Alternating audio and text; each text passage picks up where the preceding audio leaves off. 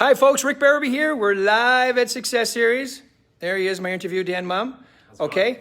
So, Dan, come over here. Yeah, let's do it. Where's the spot? Right there. Yeah, right there. So they can see you on that screen. Yeah, we got it over here. I say we're live at Success Series. So, Dan, just tell them a little about yourself, how long you've been in the business, your production level, all that good stuff, please. Sure. Yeah, so I'm trying to see on here. I think I've met probably a few of you. Delinda's on there. You know Delinda. Yeah, of course. So yeah, my name's Dan. I've been in the business 5 years now. This year, the goal was to do 120 transactions. I think we'll still shoot for that, but things have changed a little bit. Originally from New Jersey, then I moved to Florida, then I moved here to Vegas. I've been here 7 years now, or 8 years, so yeah, it's gone by faster than I thought. And yeah, so I've just been lucky to have good coaches and mentors from the very beginning. My first year I closed 21 transactions, 21 or 23. I'm starting to forget the early ones now. Yeah, I think it was 23 actually. That's what I heard you say mostly. Yeah. Yeah, so I think it might have been 23. And then yeah, we've just grown every year.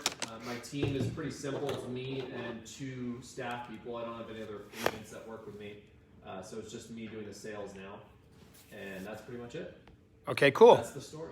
So your goal is to do 120, and you're still on goal because, you know, even with this little bump in the road, which is very serious, obviously, yeah, you still feel comfortable you can get it done? Yeah, so the main metric for me is actually the revenue metric, which is $1 million in GCI, and I think we should still be able to hit that.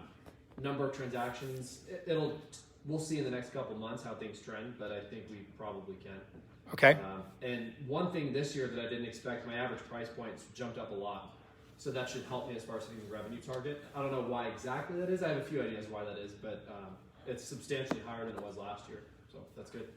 All right. And if you've noticed Dan's haircut, he took a self-home haircut trying to look exactly like my hair, That's but right. he didn't quite. I had to get my money's worth. I knew I couldn't get a cut. Exactly. I love when you say that. I get my money's worth. All right. Maximum efficiency. Exactly. Looks good. Yeah. You can see, even with your hair that short, you can tell you have hair. See, with me, it's obvious. Barely.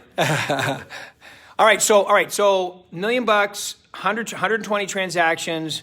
Give them an idea of how you do that, please. Yeah, a lot of prospecting. I talk to a lot of people. The beginning of the year is actually really, really slow for me the first couple months. So luckily, all of that stuff that was supposed to close is kind of landing right now. But yeah, I'm a really simple guy. I don't like complicated stuff. So to make the business really simple, I just talk to a lot of people.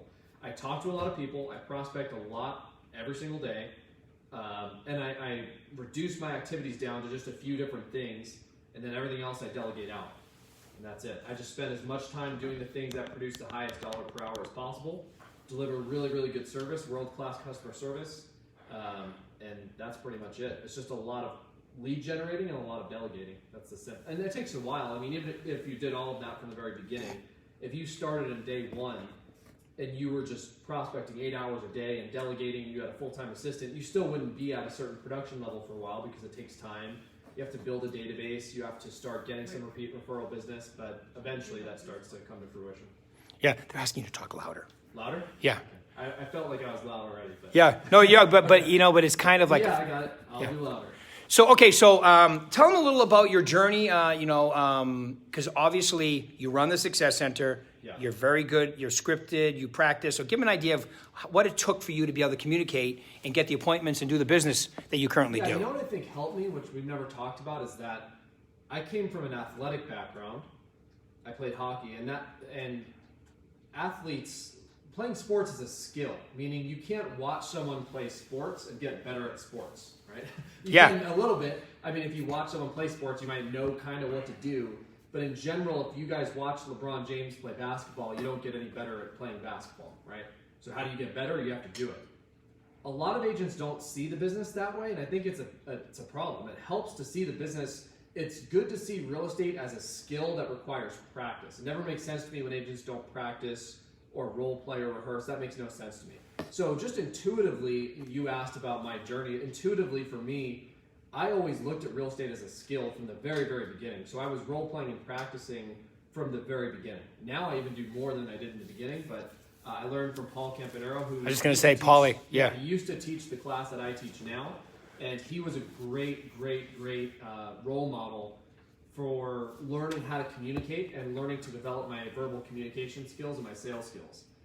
So hopefully I can stress the importance on that for you guys, that you should be working deliberately and intentionally working on how effective you are communicating with people all the time. Doesn't make any sense for agents. But a professional sports team, they practice 40 hours a week, 40 to 50 hours a week. If you ask the average realtor how much they practice, they say basically none. So that, just to give an example, I've had phone calls where a customer called me, they were thinking about listing with me and also with someone else. And my skill level in a 10 or 15 minute conversation shifted that from not making any money to earning a $6,000 or $7,000 check. And I know for a fact on those calls, if I hadn't practiced and rehearsed, I wouldn't have gotten those deals. I know for a fact. So, literally, that's an example of having the skills just earned me $6,000 to $7,000, and that's nothing compared to what I've earned over the course of my career and what I will earn. I'm relatively new. I mean, Delinda's been in the business way longer than me, so I'm trying to be humble about it because I'm definitely not the best in the world, but there's agents way better than I am. But I still think it's important to work on your skills and maximize your efficiency as much as you can. Alberto yesterday said, Dan's in the zone. You guys didn't say that? That was good. That was a good compliment. Yeah. So, and I agree with you 100%. We talked about that yesterday. You have to be practicing. Athletes that get paid a lot of money practice. They run the same drills over and over and over and over. And then when I ask the question, how do you get good at your presentation? Everybody says practice. And then I say, who's practicing? And one hand goes up. Yeah, it's not a matter of knowledge. That's where agents always go wrong. They think, if I read more and study more and go to more classes and read more articles, that's what's going to help me. It's not a knowledge issue. It's a skill issue for 90% of people. You already know the scripts aren't very complicated. They're very simple questions. You do need to memorize them, but after you memorize them, it's a matter of, okay, how well internalized are they? How well can you sound good on the phone? How well can you repeat and approve what the customer is saying? How internalized do you have the questions so that you can really pay attention to what people are saying and listen for those little key words? How much can you match and mirror their tone and their pace and make them feel comfortable in their own personality style? That's where the level of mastery really comes in, and if you're not practicing, you just won't get it. So I just think it's extremely important. Can't overstate it. Like the book we were talking about the other day, Michael Jordan and Kobe Bryant's trainer, right? The book Relentless, right? He said in the off season, Kobe Bryant would shoot 1,000 3-pointers a day. In the off season. Yeah, he'd get up and he would just had a routine after his workout. So, the best of the best. And a 3-pointer it's the same motion, right? And you got to do it, or a golf swing. And it's the same. I mean, you don't have to be anywhere near as crazy about it with your real estate practice, but if you practice even somewhat consistently. 1/10 of that intensity, you'd be amazing. Right. Just, am I good on volume? Can they hear me? Yeah, so far no one said anything since you turned it up, yeah. Okay. Just want to make sure. Once again, turn it up a little louder if you can. Okay. Like, I don't want to shout. I can try talking louder. Yeah, I turned it up as loud as I can. Okay. I think it's when I talk, because I'm so much closer, is probably why. Yeah, move it up a little bit. See if you can move it up. Okay, I'll do that. Whoa. I would just hold it. There we go. All right, good. So let's talk about that a little bit. So give them an idea of what you do, like what was your routine and what is, because you mentioned recently that you actually practice more now than ever. Yeah, so in the beginning I wouldn't say I practice more now, although I practice a lot. I think it's just a little bit more intentional in my practice. It's more built into my schedule. I have specific partners, the intensity's higher. We have specific things that we're working on. That's the other thing when it comes to practice, to really dive deep into it. What you don't want to do is just say, all right, here's the script. I'm going to read it. Okay, how's your day? How's your day? It's good. Okay. Oh, I had a couple deals fall apart this week. It wasn't great. What do you think I should do with my marketing campaign? That's not what you should be doing with your role play, right? Right. We come to our calls specifically. I write down things during the week that I have problems with, real objections that customers give me, hang-ups that I get, issues that I have. I write all those down during the week. I have a little yellow notepad where I prospect. And then on my calls, I take those out and we specifically drill and rehearse those over and over and over again, like lots of repetition. Tell me again, that price is too low. That price is too low. Tell me again, that price is too low. How are we going to handle that? Your commission's too high. Your commission's too high. Your commission's too high. Over and over and over and over again until those responses. Part of it is even just becoming desensitized to the rejection. You have to learn how to take rejection from someone when someone face to face tells you basically you're not good enough or your commission's too high. You need to be able to hear that and not react physically, emotionally, start resisting them. So that's going really far into it. But anyways, yeah, I practice now about a half hour a day on average, I would say. Okay. And actually now it's a little more. It's half hour in the morning and a half hour in the afternoon for my presentation. That's pretty similar to what I did in the beginning. It's just a little bit more intense. Okay. I can take them through my schedule too. If you want. Yeah, please. That'd be great. Just a lot of people ask what my schedule is. It's really simple. I do my lead generating in the morning, and then I go on appointments in the afternoon. I very rarely deviate from that. My entire life and business is architected around that schedule. So I prospect from 7:30 to noon roughly. There's breaks in there. I teach the class at 9. There's some role play, but yeah, I prospect in the morning from 7:30 to noon. I don't answer my phone. I don't read emails. I don't do any of that. I don't do any admin work. All of my staff are set up to handle those things for when I'm not doing it. And even if you didn't have staff, you could still, I think I'm cut off a little bit on the top here. With this. Oh, sorry. No, it's okay. There we go. Let's see the top of my head. Yeah. I'm not completely bald. Yeah, so in the mornings I try and just not do any kind of admin work. I do all prospecting from 7 to noon. Then in the afternoon I go on appointments. It's real simple. Then at 12 I meet with my staff. We go over our files. We talk about things. That's pretty much it. All right, cool. Now, you mentioned the class. So once things lighten up and all that good stuff, tell them a little about the class that you teach and when it's open and all that good stuff. Yeah, so love the class. I wish more brokerages offered it. That's what's great about Berkshire. It's from 9 to 10 every morning, except for Tuesday because of the sales meeting. And what we talk about is how to make money selling real estate, which you would think most people would talk about, but they don't. For some reason or another, people like teaching you everything except for how to make money. So we talk about more things than just that. We talk about objection handling, what lead sources to work, first steps to take if you're new, who you should call, what the conversation should sound like, how to deliver customer service, how to negotiate contracts, all those things. But it's really the nuts and bolts of making money in real estate. That's pretty simple. Okay. And I know that you're probably like me and you've answered this question many times in the last few weeks, but since the virus situation of it's been 5 weeks now, I think. Yep. Tell me how you has it slowed down for you? Are you still doing business? How are you doing it differently? Yeah, I took 13 listings in March, so I can't say that's slow. Selling those will be a challenge, obviously, and it is a challenge. It's harder than it's been in the past. But no, I mean, it's safe to say it's not slow for me at all. So you have to make changes. You have to adapt as best as you possibly can. That's what we're doing. You've already changed. A key to this is changing faster than other people change. That puts you ahead of the curve, and that really, really helps. And even if the number of transactions goes down, which is starting to slide down a little bit, also the number of agents working is lower than it is normally too, right? Yeah. I can name off the top of my head, I can think of 5 to 10 agents who were kind of part-time, kind of in the business, and now they're just not completely doing anything. Right. So not to say anything negative about them, I understand, but at the same time, there's more opportunity for all of us, right? So it's a great time to be working, I think. People still need our help. Quick story, I had someone, an expired listing that I called in February, and I was following up with her, and she kind of disappeared in the last month, like in March. So I called her again recently, and the first thing she said was that she just buried her brother, who just passed away from the coronavirus. And I was floored. I was like, oh my gosh, I'm so sorry.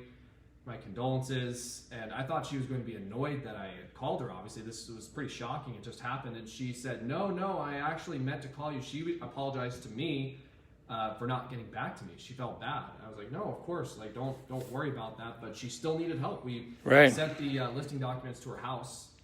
I mean, this is the worst possible situation, right? Most people don't have this going on, but she was probably the worst. A direct family member who passed away. We had the listing documents dropped off at the house. She brought them back to the office. We dropped off some hand sanitizer there with her too. And we listed the house. It's not on the market yet, but we have the contract signed. So that's just an example. People still need help, and you have to navigate it the right way. You have to be respectful, of course, but even in the worst possible situation, people still need help. And you shouldn't have an insecurity about talking to these people. It's not ambulance chasing. You're help. People are telling me they need help. It would be a disservice for me to not help these people. It just doesn't make any sense. Any of that insecurity or hesitancy to call these people, that just stems from a mindset issue that you have as far as being a real estate salesperson. That's all. True. And then, like a couple weeks ago when we started doing this, it's been 3-4 weeks now, we've been doing Facebook Live in the morning. Mm-hmm. Don't forget, everybody, we'll be doing Monday and Wednesday. Yeah, so that's the class. Yep. It's just virtual now. So yep. And it's 2 instead of 4 because when we get back, it'll be 4 days. But you mentioned that you actually took a listing of a for sale by owner, right? All over the phone. Yep. Tell them a little about that too, because it's probably a different group right about now. Yeah, so that was a little bit before. This was about 4 weeks ago. And I was just following up with a for sale by owner. She had tried to sell it on her own for a while. It was like a year. And then she had a buyer and it went into contract. And then this buyer never ended up working out. We all know how that goes. And so, I just happened to call her at the right time. Even though she told me she had a buyer, that's why I always check back in those situations. Right. I never assume when they say, oh, we have a buyer, even when they say, yeah, it's all looking good, it's closing. I always like to just check back in and circle back because they're more likely to have a cancellation, especially by owner, because the buyers for those types of properties, who knows what that's going to be like. So I just happened to call her. She said, the buyer just canceled yesterday. Need to get it sold ASAP. Let's put it on the market. She put it on. And just to tell the whole story with that, we actually had to take it off because things got worse after that as far as coronavirus. That was like at the end of March. And she's a little bit older and she didn't want to show it. So we took it off the market, but we actually got an offer the day before we took it off the market, and that buyer is still moving forward with it. So wow, it's technically under contract. Nice. Yeah. It went on the contract after you took it off by somebody who had seen it prior. Yeah. Good job. Good job. Okay, so I always ask you this question, and at the end here. So to wrap up, these people all here are on. Every one of these is on for CE, so this is a new deal. Right. So everybody on here has been in the market, been in the business at least a year. Most of them more. So what are the top 3 things you would tell them to focus on to elevate their business this year coming? Yeah, that's a good question. I guess it depends on, for people who have been in the business a while, it might be different, right? Yeah. So 3 things, what's the question again? 3 things that they should focus on? Yeah, so a lot of them on there are thinking, how do I take my business to the next level? Okay. So what would be the 3 things you would tell them to focus on? Yeah, I like to keep it really, really simple. I mean, that's how I run my business. I notice that the more things get complicated, the less I do, the less I produce. The simpler the business is, the easier it is to understand. The more I do, the more effective I am. I think it comes down to how much time are you spending generating leads per day. You need to be honest about what that number is. Measure it. If you just measure it, it'll improve. Just doing that. How much time are you spending? Now, that doesn't need to be. Everyone always likes to say, "Oh, well, I don't like cold calling." I don't even do that much cold. I'm actually doing very little cold calling now. That's not what I'm talking about. I'm just saying, how much time are you spending moving your business forward? Not responding to emails, not being reactive, not checking your social media. How much time are you actually spending moving the ball down the field? Measure that and track that, and I would see if you could improve that number. Should be minimum 3 hours a day, I would say. Especially if there's anyone on here that's new, then you really have no excuse. I mean, I know it's hard in the beginning, but for those of us who have been in the business a while, Alberto, Delinda, I know it's tough for people who have a lot going on to still do that amount of lead generating. But I would say minimum you should be able to do is 2 to 3 hours a day, however that is for you. Number 2, just going back to skills. Just one example of a skill. A cornerstone skill of the real estate business is pricing property, for example. That's an actual skill, knowing the right price for a listing, knowing the right price as a buyer to offer on a listing, being able to communicate that price to the buyer or seller in a way that they understand, right? Because if the seller says, Dan, I don't want to list it for $250, that's too low. And my response is, well, that's the price, so if you don't list it for that, you're stupid, you're unrealistic. That's obviously not going to work, right? I'm not going to get the listing. That is one way to do it, but not effective. Yeah, not the most effective. So obviously, that's an extreme example, but how good you are at communicating that in a way that they understand will determine how well you get that property priced. Do you guys know if it's priced right, it sells faster, the customer's happier, you're more likely to get referrals, you're less likely to have cancellations, the buyer is going to be happier, the whole thing goes smoother, takes up less of your time or your staff's time. Everything follows as a result of you pricing that property right. So that's just an example of a skill that it's like a cornerstone skill of your business. It dictates a lot of your results. And just to interject for a second, sure. That is the number one thing that your clients are hiring you to do. Yeah. Make sure, because if they want to price it higher and you let them get away with that, you're actually doing them a disservice. Absolutely, yeah. It's my opinion that if a listing expires, it's the fault of the agent. No exceptions. Even my own. I have listings that expire all the time. And when my listings expire, barring a situation like, I don't know, if someone has an extreme thing in their life that they didn't foresee coming, that's different. But yeah, if I'm not strong enough in my pricing and the listing expires because of that, that's my fault. Right. I have they're not twisting my arm making me sign the listing contract, right? Right. I'm working with them. It's my decision. So ultimately, I take ownership of that. If a listing is not selling, I think that's my responsibility as the agent. It's also why when I'm calling expired listings and sellers like to defend their agent, I don't really buy it a lot of times in a respectful way, but I don't really buy it because yeah, if the agent was strong enough, if they were honest enough, if they were upfront enough, if they had a good enough knowledge of the market, they would have been able to communicate the price to you in a way that you understood. Or if you were really not willing to price it at the right price, that agent shouldn't have taken the listing to begin with, in my opinion. Right. So that's just my thought on that. So 2 things there. One would be how much time you're spending generating leads. 2 would be working on your skills. And then the third thing would just be delegating, just to keep it simple, what we've already talked about. A lot of people have hang-ups on delegating. I don't really understand why. I think personally that my staff is better at the tasks that I have them do than I would be if I was trying to do those tasks personally. And I think that's the way any world-class business or organization really runs, is that you have certain people in certain roles that are doing specialized tasks. You don't have this jack of all trades person who tries to do everything. So when you guys go to Starbucks, Howard Schultz doesn't serve the coffee, right? Yeah. Howard Schultz, it's a very successful company. I would argue that they deliver pretty good service. Most people who go to Starbucks say the people are very friendly and good at what they do, and somehow they've figured out a way to delegate across thousands of employees and still deliver the same service every single time. So a lot of times when agents don't want to do that, it's a lack of leadership skill, and they might be creating excuses for not wanting to develop that leadership skill, and it's hard. I get it. It's tough. It's hard to find good people. It takes a lot of time to recruit. It takes a lot of time to train. It takes a lot of time to hold them accountable and keep them up to certain standards. But you need to do that. At a certain point, if you want your business to continue to grow, you have to give up some of those tasks so that you can focus on the highest dollar per hour activities. There's no way around it. That's I think, the secret sauce of a successful business. So to wrap up, you should definitely, when the Success Center opens, go if you can, definitely. If you're from Arizona or California, you can still go to the Success Center because it's all learning and how to get good at your skills. Yep. Any final thoughts for them, Dan? No, thank you guys. If you have any questions, I guess. There's some stuff in the chat. Any of those people asking questions or no? No questions yet, but you'll get them as you run it on yours. I'll respond if there's anything that comes through. Yeah, he's very good at responding to your questions too. If you have any situations or whatever, let him know. Thanks, Dan the man. Appreciate it, man. Guys. All right, thank you.